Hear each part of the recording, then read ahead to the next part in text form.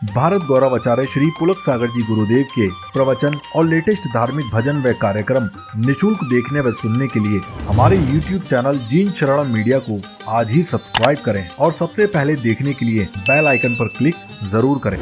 कोई अच्छा काम कर रहा है ना तो नासिक वालों टांग मत खींचना, नहीं तो तुम्हारी भी खींचेगी बहुत बुरी तरह से, ध्यान रखना।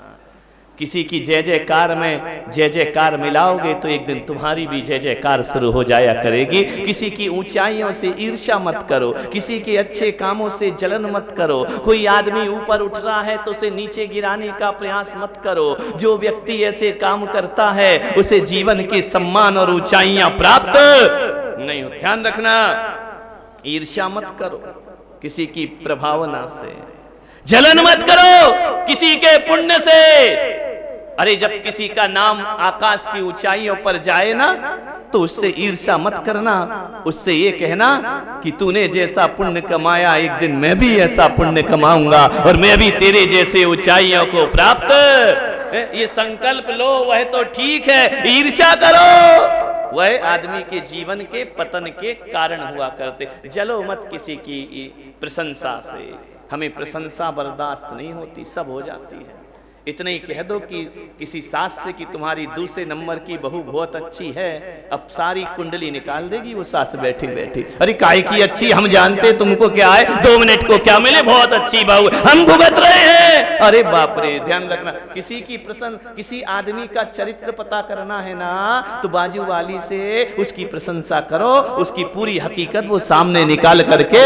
प्रशंसा बर्दाश्त नहीं होती है हमें, खुद की प्रशंसा तो बहुत बर्दाश्त होती है। ऐसा लगता और बोलो और बोलो और बोलो, हमारी जय जयकार करो, लेकिन दूसरे की होती है। ऊपर से तो मुंह बनाते हो, अंदर से तो होली जला करती है। ध्यान रखना, पड़ोसी के घर में ऐसा हो रहा, वो ऐसा हो रहा, हमको मालूम है वो कैसा है। मान्यवर, यही समाज के पतन का कारण है। ऊंचाइयों पर क्यों नहीं जाते हैं हम?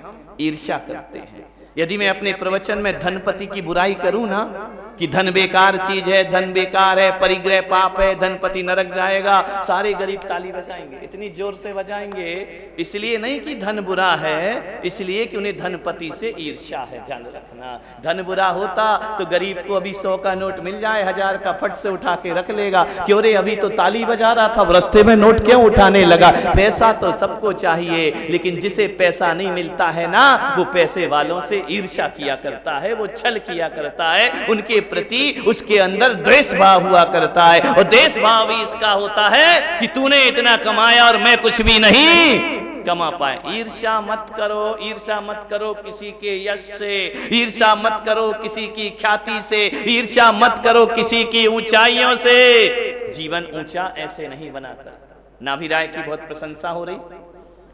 एक बात याद रखना, जब कोई तुम्हारी प्रशंसा करे ना, एक चीज मैं कहता हूं, महिलाएं बहुत दर्पण देखती हैं, पर्स में भी छोटा तो पड़ा होगा ना, कभी देखना ही पड़ता है, लगाना पड़ता है, पोतना पड़ता है। आदमियों का तो छोड़ो, इनके तो गाड़ी में ही लगा होता है।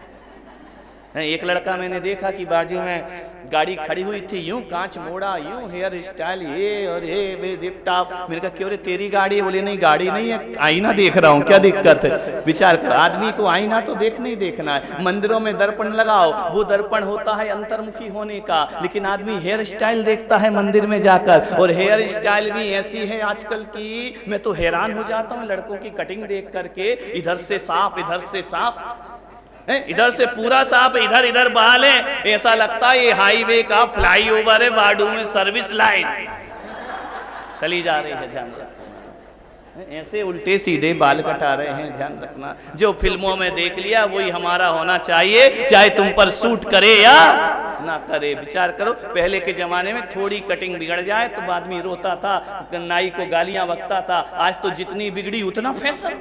विचार करिए, फटे फटाए पैंट पहन लेते हैं, जीन्स पहन लेते हैं, बोले क्या फैशन। हमारे समय थोड़ा सा फट जाता था, तुरपाई करके पहनो तो शर्म आती थी कि फटा हुआ पैंट पहना है। आज तो आदमी ऐसा फटा छिटा चीथड़ा पहनता है, नहीं है तो और फाड़ लिया करता है। एक आदमी आए, उसके दोनों घुटने दिख रहे हैं एक लड़के के। मैंने कहा क्यों रे गिर पड़ा क्या रास्ते में? बोले किसने कहा गिर पड़ा? मैंने कहा नहीं पैंट छिल गया। बोले नहीं ये तो फैशन। सत्यानाश है इस फैशन का, ध्यान रखना। ये छटे फटे पुराने चीथड़े पहनने वाले, एक बात ध्यान रखना, फैशन में ऐसा मत डूबो। हमारी संस्कृति कहती है फटे कपड़े से ना पूजा करना चाहिए, फटे कपड़े से शुभ काम नहीं करना चाहिए। अरे फटे कपड़े दरिद्रता के प्रतीक हुआ करते हैं और अच्छे कपड़े संपन्नता के प्रतीक।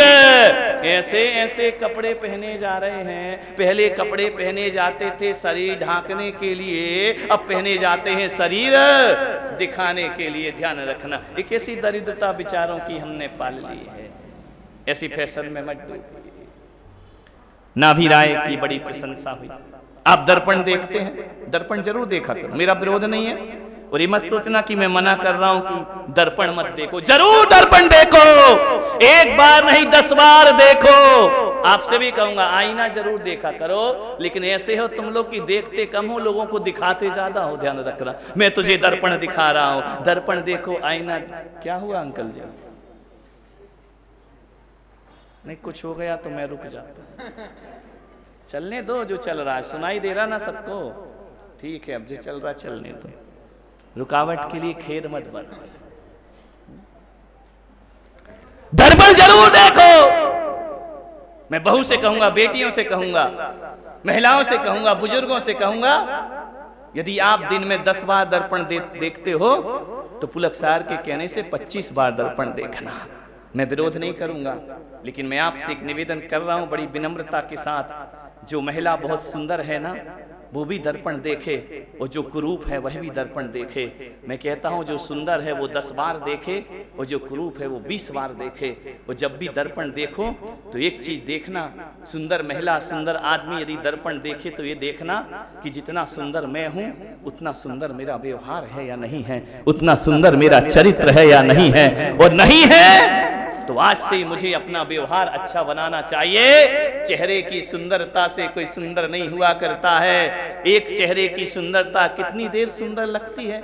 एक दूसरे पे लड़के लड़की मर मिटते हैं, शादी करते हैं, माँ बाप से बगावत करते हैं। मैं तो उसी लड़की से शादी करूंगा, मैं तो उसी लड़के से शादी करूंगा, मेरी नजरों में उससे सुंदर कोई नहीं है। 6 महीने बाद पता चलता है वो उसका मुंह देखना नहीं चाहती, वो उसका मुंह देखना नहीं चाहता है। विचार के चेहरे की सुंदरता ज्यादा नहीं हुआ करती है। मैं आपसे निवेदन कर रहा हूं, सुंदर लोग दर्पण देखें, ये सोचे कि जितना सुंदर मेरा चेहरा है इससे भी सुंदर मुझे अपना चरित्र बनाना चाहिए, इससे भी सुंदर मुझे अपना व्यवहार बनाना चाहिए। और जब कुरूप लोग दर्पण देखें तो उनको एक चीज सोचना चाहिए कि देख, तेरे चेहरे की वजह से तो तुझे सम्मान मिलने वाला नहीं है, तेरे चेहरे की वजह से तो तुझे दुनिया में कोई पूछने वाला नहीं है। चेहरा तेरा कुरूप है तो कोई बात नहीं, तेरा चरित्र सुंदर होना चाहिए। कुरूप चेहरे वाले भी यदि अच्छा चरित्र होता है, दुनिया उनको हाथों पर ले लिया करती है, पलकों पर बिठा। कुरूप लोग भी दर्पण देखें, सुंदर लोग भी दर्पण देखें। कुरूप इसलिए देखे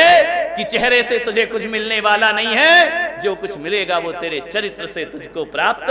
लता मंगेशकर कोई बहुत सुंदर लेडी थी क्या? उससे भी सुंदर सुंदर तुम्हारे नासिक रोड में अभी बैठी होंगी, ध्यान रखना। लेकिन लता मंगेशकर को लोग इसलिए याद नहीं रखते कि उसका चेहरा सुंदर था। लता मंगेशकर का चेहरा नहीं, उसकी आवाज सुंदर थी, सारी दुनिया के दिलों में राज करती रही। विचार करिए, चेहरा नहीं चरित्र अच्छा होना चाहिए। नाभि राय की सभा में घटना घटी। नाभि राय ने देखा लोग मेरी प्रशंसा कर रहे हैं। भरी सभा में नाभि राय ने दर्पण उठाया और देखा। लोगों को बड़ा आश्चर्य हुआ कि यार नासिक रोड की महिलाएं दर्पण देखें तो बात जमती है, यहाँ के लड़के दर्पण देखें तो बात जमती है। एक राजा भरी सभा में दर्पण देख रहा। भरी सभा में दर्पण देखना तो अशोभनीय कार्य हुआ करता है। राजा ही दर्पण देखेगा तो प्रजा का क्या होगा? बोले राजा दर्पण देख रहे, नाभि राय दर्पण देख रहे हैं। जैसे ही प्रशंसा सुनी, नाभि राय ने दर्पण उठाकर देख लिया। क्या देखा उन्होंने? 2 घटना घटी इस दर्पण में। नाभि राय ने देखा कि लोग मेरी प्रशंसा कर रहे हैं। उन्होंने दर्पण में मुंह देखा, मैं इस प्रशंसा के काबिल हूं या नहीं। आपकी कोई प्रशंसा करे ना झूठी, तो शीशा देख लेना कि मैं, जिसने मेरी प्रशंसा की है, मैं उस योग्य हूं या नहीं हूं। ध्यान रखना, कभी कभी झूठी प्रशंसाएं भी बड़ी खुशियां दिया करती है। ऐसा चढ़ा दे। संचालिका कितना चढ़ा रही थी, है? ये ऐसे और ये वैसे और वो वैसे, और वो भी आके आओ माला पहनाओ नारियल लाओ ये करो। अरे दर्पण लियाना, जितना बोल रही थी उतना हमारा व्यक्तित्व है या नहीं है, और नहीं है तो आज से ही बनाने की कसम खा लेना, तो जानना मेरी प्रशंसा सार्थक और सफल हो गई। आज से ही मैं अपना जीवन सुधारूंगा, आज से ही अपना व्यवहार सुधारूंगा, आज से ही अपना नेचर सुधारूंगा, तो तुम्हारा स्वागत सत्कार सार्थक हो जाया करता। खोटे ध्यान रखना, अश्क में भीगी हुई मुस्कान का हम क्या करेंगे, छल फरेबों में मिले सम्मान का हम क्या करेंगे, आदमी ही आदमी के काम जो ना आ सका, तो पूजते मंदिरों में भगवान का हम क्या करेंगे, पूजते मंदिरों में भगवान का हम। नाभि राय ने दर्पण देखा, मैं इस प्रशंसा के योग्य हूं या नहीं हूं, ध्यान सोच रहे थे नाभि राय। सारा दुनिया मेरी जय जयकार कर रहा है, मैं इस काबिल हूं या नहीं हूं? यदि नहीं हूं तो मुझे बनना चाहिए। यदि किसी सासू ने बहू से कह दिया बहू रानी, तो नौकरानी जैसा काम मत करो बहुओ, अब रानी जैसा काम करो, क्योंकि उसने तुम्हें बहू रानी कह करके बुलाया। लेकिन सास भी तो ऐसी है, काय को बहू रानी, उसके मुंह से ही नहीं निकलता बहू रानी। नहीं, यहाँ की सास की बात नहीं कर रहा हूं, गजपंथा वालों की कर रहा हूं। अब तो वहां से आ गया मैं, ध्यान रखना। तुम्हारी बात तो कोपर गांव में करूंगा, विचार कर। नाभि राय ने देखा कि मैं इस योग्य हूं या नहीं हूं। दो घटना दर्पण में घट गई। घटना क्या घट गई, दुर्घटना हो गई। नाभि राय ने क्या देखा कि उनका जो मुकुट है ना वो झुक गया, मुकुट झुक गया। दर्पण देखते मुकुट झुकने लगा है।